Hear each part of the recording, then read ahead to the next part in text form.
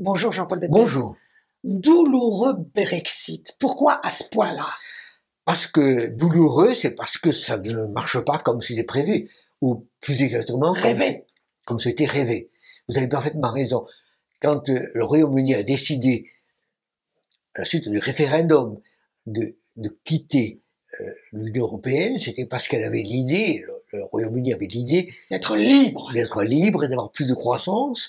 On verrait ce qu'on verrait. Alors qu'elle faisait 50% de ses exportations avec l'Europe. Absolument. C'est donc un pari fou. En se disant, sans l'Union européenne, sans ses règles, sans ses normes, sans ses papiers, sans ses tracasseries, je serais beaucoup plus libre. Avec le Commonwealth. Avec le Commonwealth, avec tout le monde, avec les États-Unis.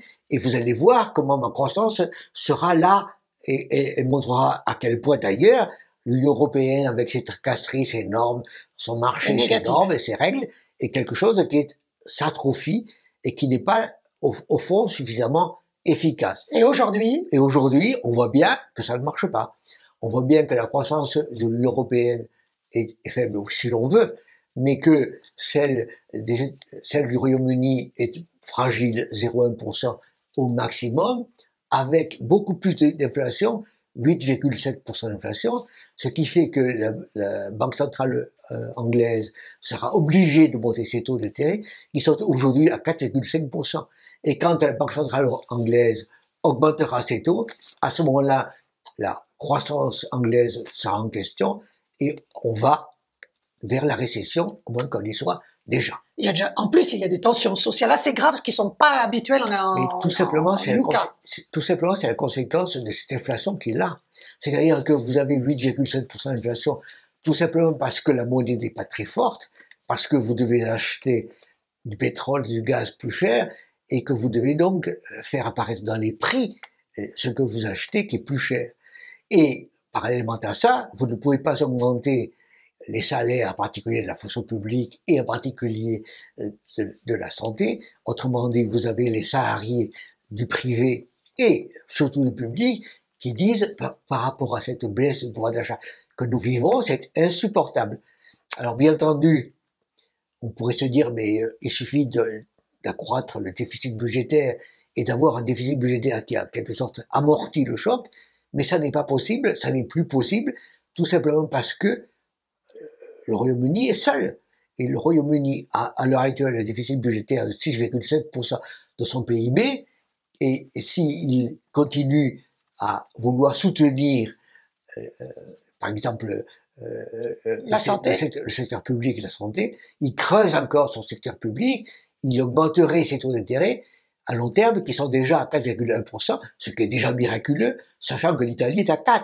Autrement dit, aujourd'hui, on a une situation économique et financière de l'Union européenne qui est pas géniale, mais qui est meilleure que celle du Royaume-Uni. Il n'y a pas seulement un problème de consommation, il y a un problème sur l'immobilier qui est quand même très important. Le point faible à l'heure actuelle est sans doute l'immobilier. Pour un ensemble de raisons. L'immobilier anglais est cher en général. L'été énormément à Londres. À Londres, c'est fou.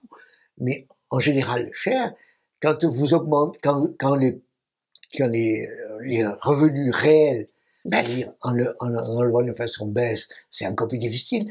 Quand les taux d'intérêt se mettent à monter, c'est encore plus difficile. Autrement dit, vous avez un point faible de la croissance de la Royaume-Uni, qui est l'immobilier, et qui, de cette manière, est en train de faire plonger le pays.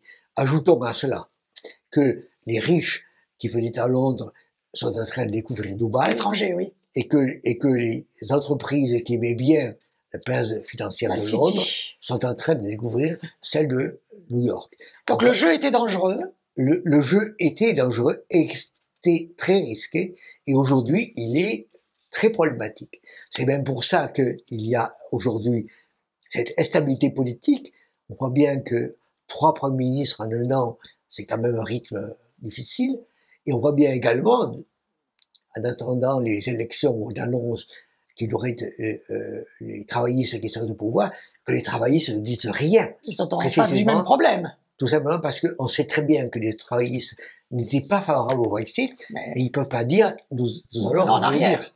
Donc on a donc, du point de vue des conservateurs, les conservateurs essaient de conserver, et les travaillistes essaient de travailler à quelque chose qui n'est pas très clair. Douloureux Brexit. douloureux Brexit qui va durer. Merci Jean-Paul Betbès. Je vous invite à vous abonner, je vous invite à liker, je vous invite à en parler, je vous invite à faire des commentaires.